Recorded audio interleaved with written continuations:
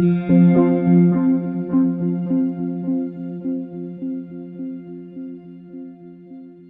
and raised Anchorage, Alaska. That's where I was raised most of my life. I was playing hockey from the time I could walk. I had a pair of skates on, and that's kind of just what I did. Snowboarding, snow machining. And that's just kind of how I knew myself. That's what I was defined as, was an athlete. Back in 2001, I was on my way to a hockey game actually with a buddy of mine. You know, middle of winter, we're driving going 45 miles an hour one way. Lady was coming the opposite direction, and she just lost control of her car. It was a life-altering. It was one of those things where you look back at your story and you realize that at that moment, everything was going to be different from the life that I lived.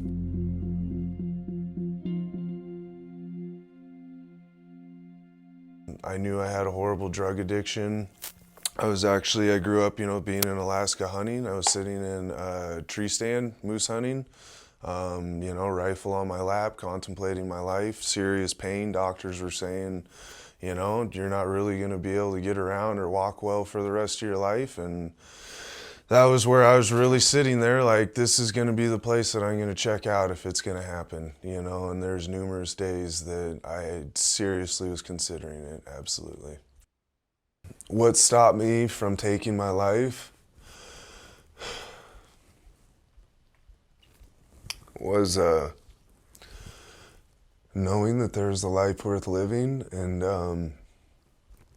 that there was far too many people that loved me for me to take it.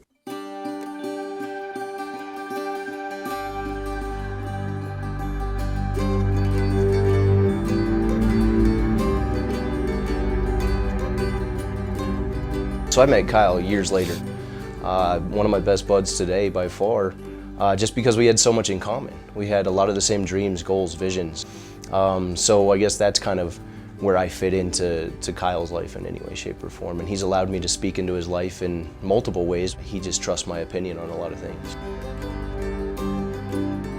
Yeah, being a male that's able to speak about my emotions, I didn't grow up with that. It was more, our family motto was, when the going gets tough, the tough gets going. Pull up your britches and get after it, and I held on to that pretty much my whole life, even up until getting sober. The day that I learned that speaking about how I feel, that's how it was when I was in treatment. They go, how do you feel? And I go, I'm scared, and I started talking about that.